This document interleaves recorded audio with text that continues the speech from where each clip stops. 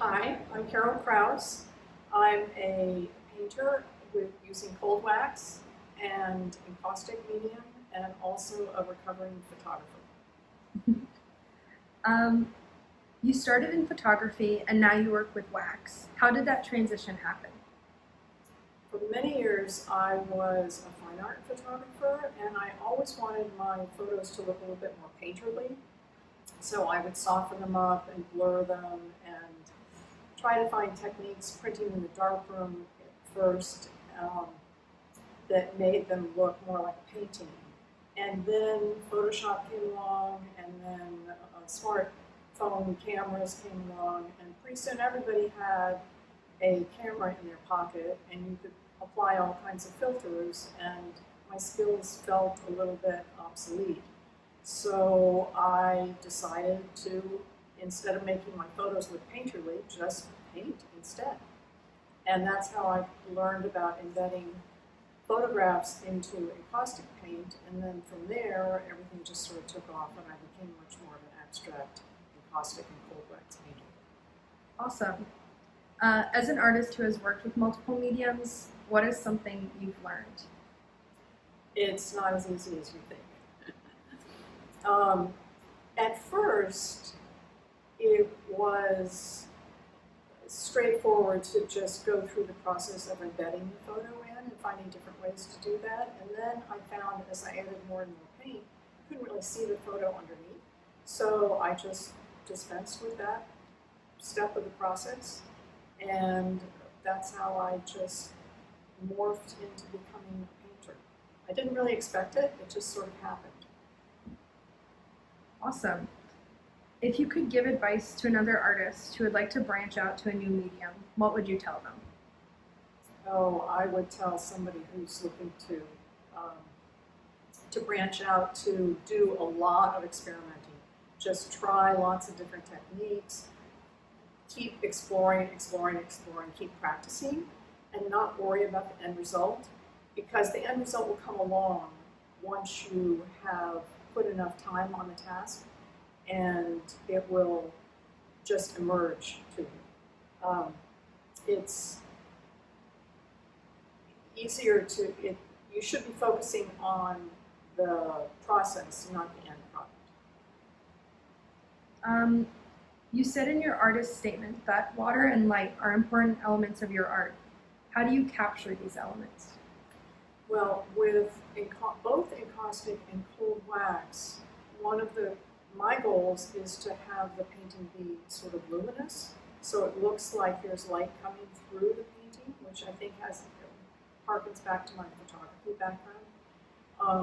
So the way I do the layering, because both techniques have a lot of building up of layers, and then you can scratch into the layers, you can reveal them, you can add more wax in some areas and less wax in other areas. You can do all kinds of reductive techniques, and that will allow you to get a feeling of fluidity and luminosity. What is the difference between encaustics and cold wax?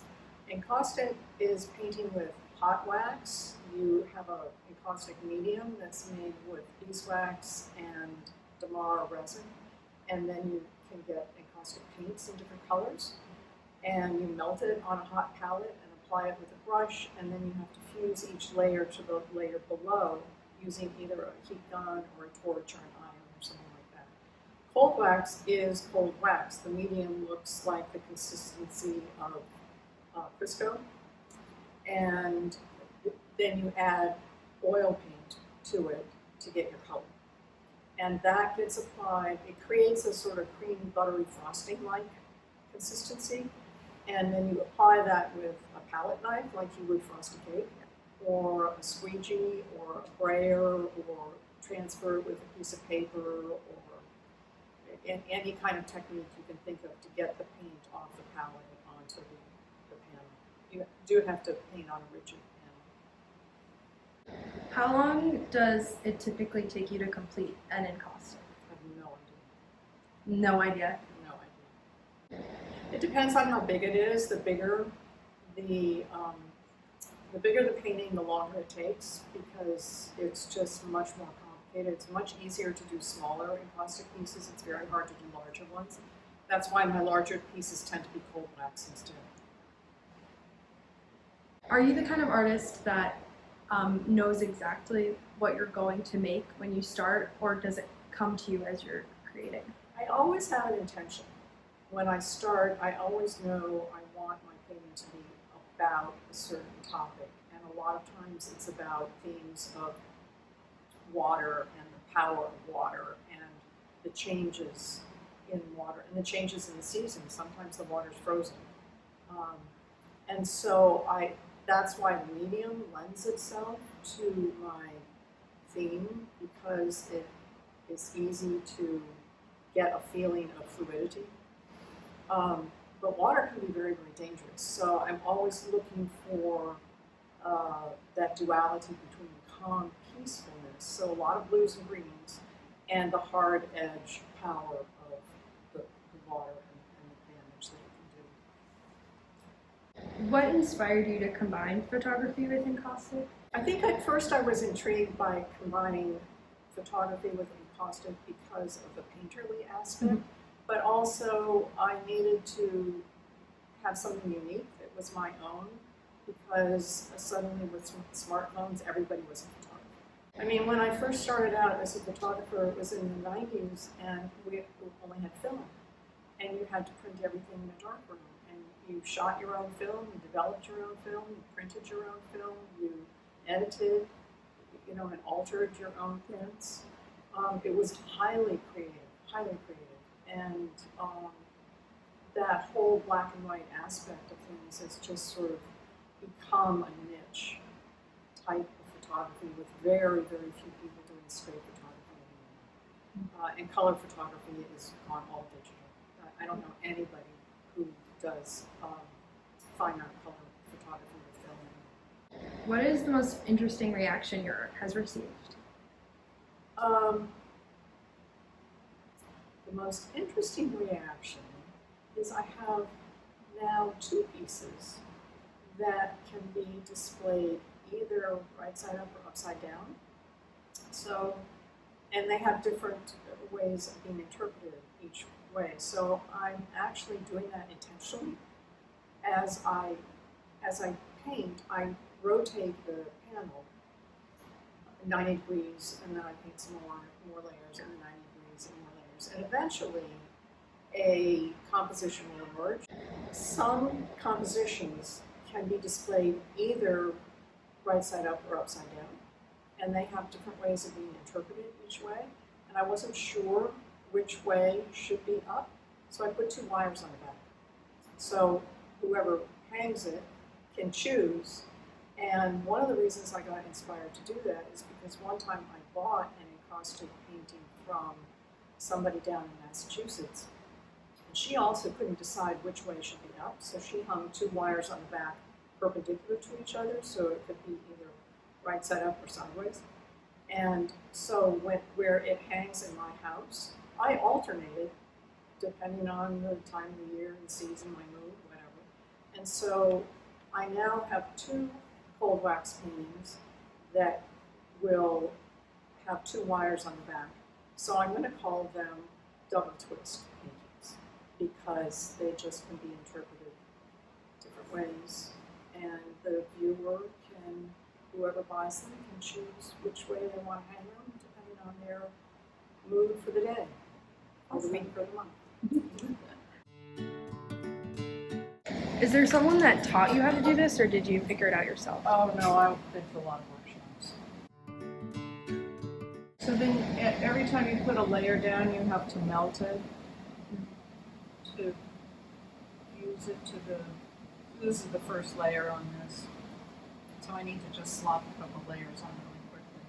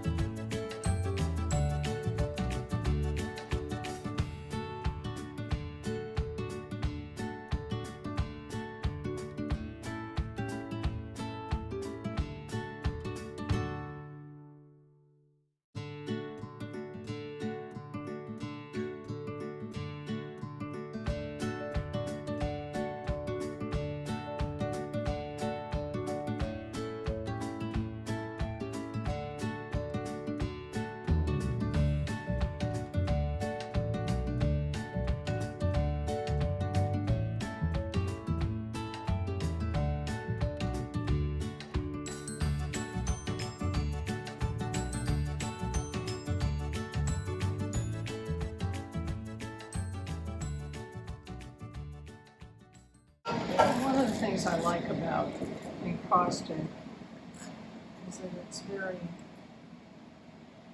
meditative.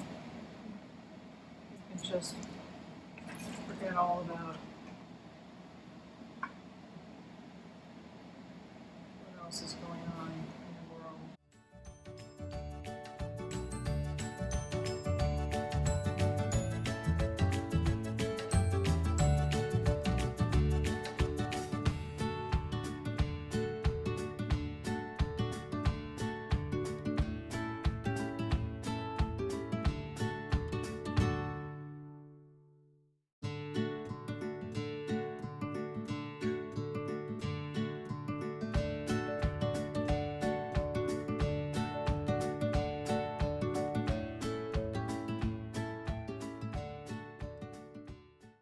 Okay, color. Let's go for it.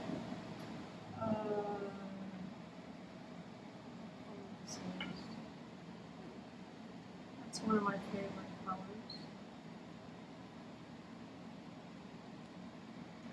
Are there any colors that you've bought that you've like just never found yourself using? Yeah, I don't use a lot of earth tones. Almost all my paints have a theme of water to them, Yeah. so I'm not really good with browns.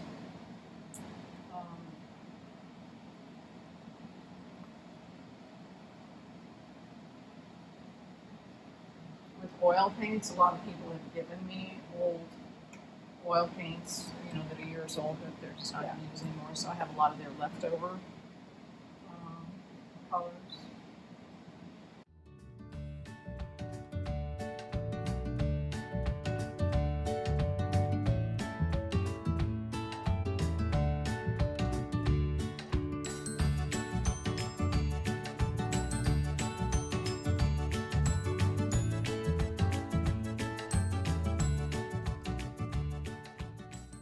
The nice thing about encaustic is that it dries by cooling, so it cools down pretty quickly.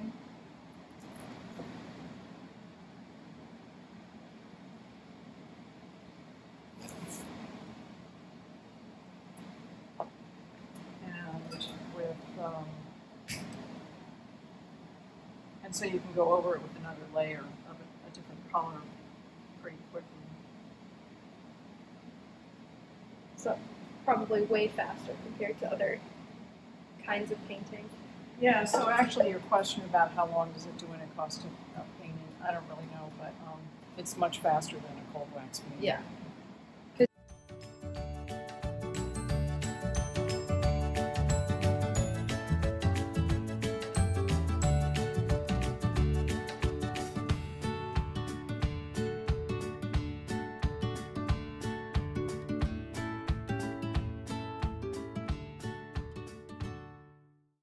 Is that hot? This? Yeah. Yeah, this is about a little bit less than 200 degrees. And So that's, far. yeah, that's how the wax melts on it. You don't want it to get too hot, because then it'll off-gas fumes.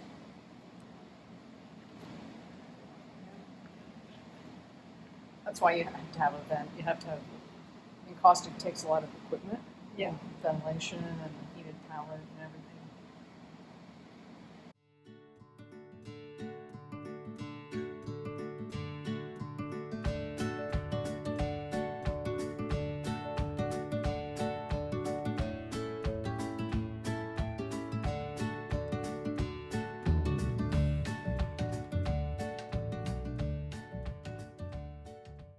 Are these special brushes or are they just regular paint brushes? Some of them are special, like these are called hake brushes, and they have to be made with natural bristles, so they're goat bristles. But these are just chip brushes from the hardware store. They're like 59 cents. So you can go through lots of them.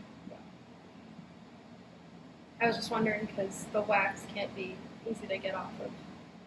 No, but the nice thing about painting with encaustic is when you're done, you just turn off the power strip and you walk away. Lovely. No cleaning. Easy Um, peasy. Yeah. And with the cold wax, you have to clean up your mess.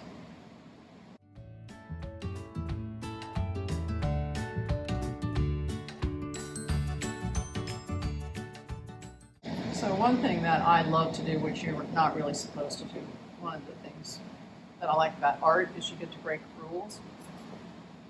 So if you can see, the paint layers are melting together and it's becoming really liquefied. And sometimes you can get a great effect with that, where it just looks really, see how the paint's moving? Yeah. It just looks really fluid like that.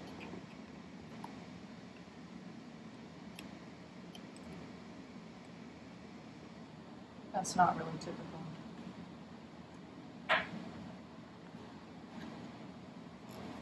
But it's fun to do. I like breaking rules.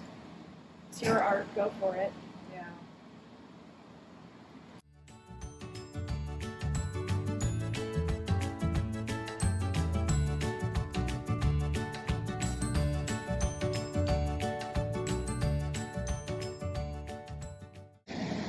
But then you do get hot spots like that.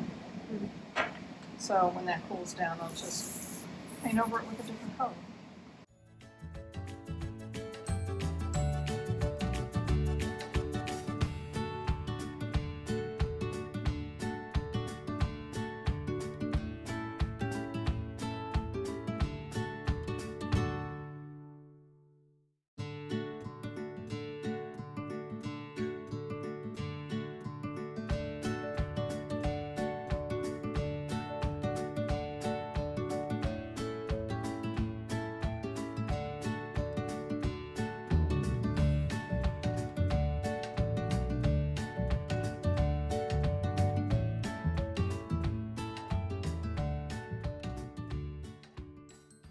Is it satisfying to peel the tape off the edges when you're done? Yes. Very.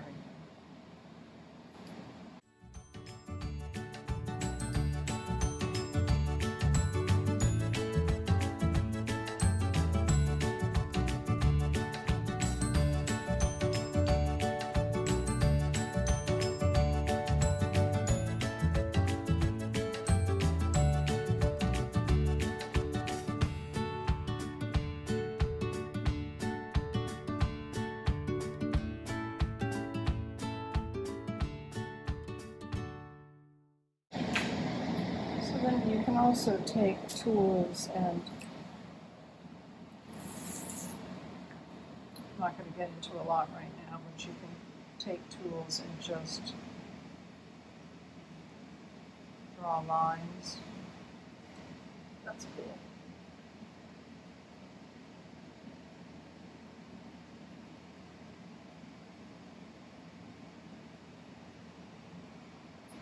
And then once it hardens, then you can go back and fill the lines in with a different color.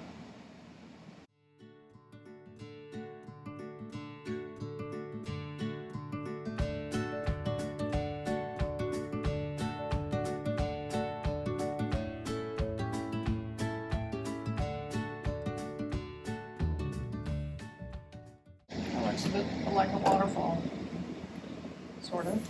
Sort of. So I don't know what I'll do with them. I'll probably paint over them, but it's fun. Yeah. It's fun to melt stuff, play with fire. Is there anything else you'd like to share about your work or having a studio at AVA? I love having a studio at AVA. I love my studio. It's big and it's got good light and it's quiet and I'm so productive here.